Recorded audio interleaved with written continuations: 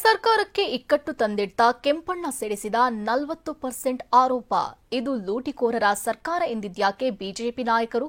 JDS ಬಿಟ್ಟು ಕಾಂಗ್ರೆಸ್ ಸೇರುವ ಮಾತು ಶಾಸಕ ಸಮೃದ್ಧಿ ಮಂಜುನಾಥ್, ವೆಂಕಟ ಶಿವಾರೆಡ್ಡಿ ಹೇಳಿದ್ದೇನು? ಇದೆಲ್ಲವನ್ನ ನೋಡೋಣ ರಾಜಕೀಯ ನ್ಯೂಸ್ ಟಾಪ್ 9 ನಲ್ಲಿ.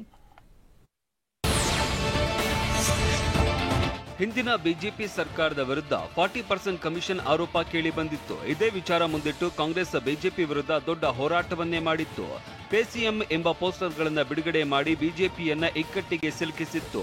ಇದೀಗ ಕಾಂಗ್ರೆಸ್ ಸರ್ಕಾರದ ವಿರುದ್ಧ 40% ಬಾಂಬ್ ಸ್ಫೋಟಿಸಿದೆ.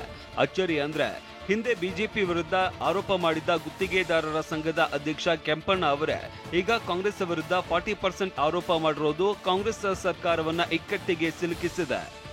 ಆಗಿನ ಕಾಲದಲ್ಲಿ 40% ಇದೆ ಅಂತ, ಈಗೂ ಅದನ್ನು ಕಂಟಿನ್ಯೂ ಆಗ್ತದೆ with through officials they are collecting and ಭಾಳ ಕರಪ್ಷನ್ ಅಂದರೆ ಮ್ಯಾಕ್ಸಿಮಮ್ ಲೆವೆಲ್ ಹೋಗಿದೆ.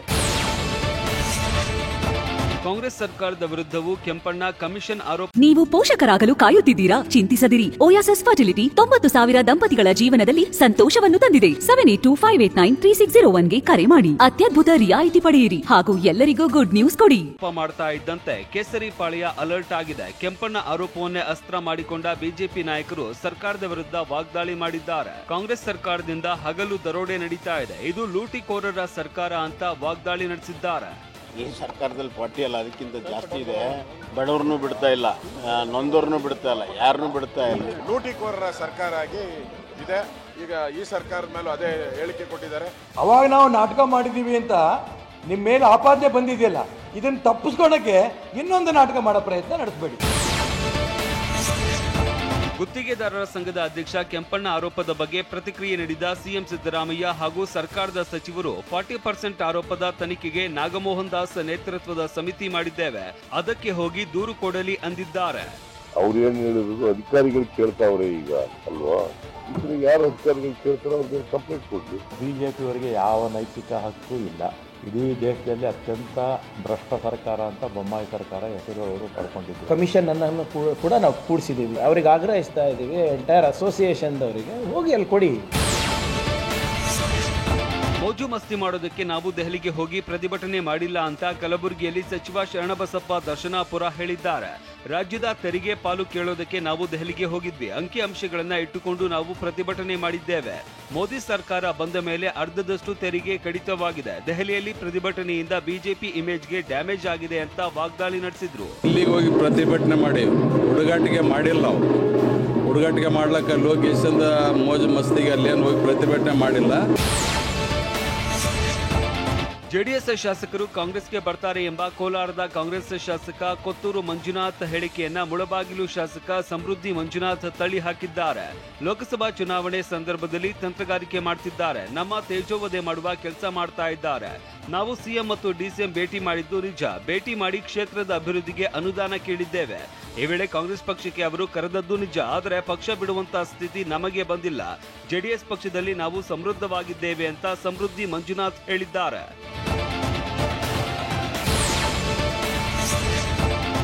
ನಾನು ಜೆಡಿಎಸ್ ಪಕ್ಷ ತೊರೆಯುವಂತಹ ಪರಿಸ್ಥಿತಿ ಉದ್ಭವವಾಗಿಲ್ಲ ಅಂತ ಕೋಲಾರ ಜಿಲ್ಲೆಯ ಶ್ರೀನಿವಾಸಪುರ ಕ್ಷೇತ್ರದ ಶಾಸಕ ವೆಂಕಟ ಶಿವಾರೆಡ್ಡಿ ಹೇಳಿದ್ದಾರೆ. ನಾನು ಎಲ್ಲಿದ್ದೇನೋ ಅಲ್ಲೇ ಇರ್ತೇನೆ, ಜೆಡಿಎಸ್ನಲ್ಲೇ ಸಂತೋಷವಾಗಿದ್ದೇನೆ. ಕಾಂಗ್ರೆಸ್ನವರು ನನ್ನನ್ನ ಪಕ್ಷಕ್ಕೆ ಸ್ವಾಗತಿಸಿರೋದಕ್ಕೆ ಅಭಿನಂದಿಸುವೆ, ಆದ್ರೆ ಯಾವುದೇ ಕಾರಣಕ್ಕೂ ಜೆಡಿಎಸ್ ಬಿಡೋದಿಲ್ಲ ಅಂತ ಸ್ಪಷ್ಟಪಡಿಸಿದ್ದಾರೆ. ನಮಗೆ ಏನಂತ ಕರ್ಮ ಇದೆ, ನಮ್ಮ ಜನ ಆಯ್ಕೆ ಮಾಡಿದ್ದಾರೆ. ಸಚಿವ ಕೆಎಚ್ ಮುನಿಯಪ್ಪ ನಿವಾಸದಲ್ಲಿ ರಹಸ್ಯ ಸಭೆ ವಿಚಾರ ಕುರಿತು ಗೃಹ ಸಚಿವ ಜಿ ಪರಮೇಶ್ವರ್ ಪ್ರತಿಕ್ರಿಯೆ ನೀಡಿದ್ದಾರೆ. ಕೆಎಚ್ ಮುನಿಯಪ್ಪ ಉಪಹಾರಕ್ಕೆ ಕರೆದಿದ್ರು. ಎಲ್ಲರೂ ಸೇರಿದ ಮೇಲೆ ರಾಜಕೀಯ ಬಿಟ್ಟು ಬೇರೆ ಚರ್ಚೆ ಆಗುತ್ತಾ? ಲೋಕಸಭೆ ಚುನಾವಣೆಗೆ ಯಾರಿಗೆ ಏನು ಜವಾಬ್ದಾರಿ ಕೊಟ್ಟಿದ್ದಾರೆ, ಯಾರು ಏನು ಕೆಲಸ ಮಾಡಬೇಕು ಅನ್ನೋ ಚರ್ಚೆ ಮಾಡಿದ್ವಿ ಅಷ್ಟೇ ಅಂತ ದಾವಣಗೆರೆಯಲ್ಲಿ ಪರಮೇಶ್ವರ್ ಹೇಳಿದ್ದಾರೆ. ಹಿಂದೂಗಳ ತೆರಿಗೆ ಹಣ ಹಿಂದೂಗಳ ಅಭಿವೃದ್ಧಿಗೆ ಬಳಕೆಯಾಗಲಿ ಎಂದ ತಮ್ಮ ಹೇಳಿಕೆಯನ್ನ ಶಾಸಕ ಹರೀಶ್ ಪೂಂಜಾ ಸಮರ್ಥಿಸಿಕೊಂಡಿದ್ದಾರೆ. ಬೆಂಗಳೂರಿನಲ್ಲಿ ಮಾತನಾಡಿದ ಅವರು, ತೆರಿಗೆ ಹಣ ಹಿಂದೂಗಳ ಅಭಿವೃದ್ಧಿಗೆ ಬಳಸಿ ಅಂತ ಕೇಳೋದ್ರಲ್ಲಿ ತಪ್ಪೇನಿದೆ? ಕಾಂಗ್ರೆಸ್ ಉತ್ತರ ದಕ್ಷಿಣ ಭಾರತ ಅಂತ ವಿಭಜನೆ ಮಾಡೋದಕ್ಕೆ ಹೊರಟಿದೆ. ಡಿಕೆ ಸುರೇಶ್ ಹೇಳಿಕೆಗೆ ಸಾಮಾನ್ಯ ರೀತಿ ಖಂಡಿಸಿದ್ರೆ ಅವರಿಗೆ ಅರ್ಥವಾಗಲ್ಲ. ಹಿಂದೂಗಳ ತೆರಿಗೆ ಹಿಂದೂಗಳ ಹಕ್ಕು ಅನ್ನೋದನ್ನ ಸಮರ್ಥಿಸಿಕೊಳ್ಳುತ್ತೇನೆ. ಹಿಂದೂಗಳ ತೆರಿಗೆ ಹಣ ಲೆಕ್ಕ ಹಾಕೋಕೆ ಕಷ್ಟವೇ ಇಲ್ಲ ಅಂತ ಹರೀಶ್ ಪೂಂಜಾ ಹೇಳಿದ್ರು. ನೀವು ತೆರಿಗೆ ಆಧಾರಕ್ಕೋಸ್ಕರ ದಕ್ಷಿಣ ಭಾರತವನ್ನು ಪ್ರತ್ಯೇಕ ರಾಷ್ಟ್ರ ಮಾಡಿ ಅಂತ ಕೇಳಿದಾಗ ನಾನು ಹಿಂದೂಗಳು ಕಟ್ಟಿರ್ತಕ್ಕಂಥ ತೆರಿಗೆಯನ್ನು ಹಿಂದೂಗಳಿಗೆ ಅಭಿವೃದ್ಧಿಗೆ ಕೆಲಸ ಮಾಡಿ ಅಂತ ಹೇಳಿದರೆ, ಅಭಿವೃದ್ಧಿಗೆ ಉಪಯೋಗ ಮಾಡಿ ಅಂತ ಹೇಳಿದರೆ ತಪ್ಪೇನಿದೆ?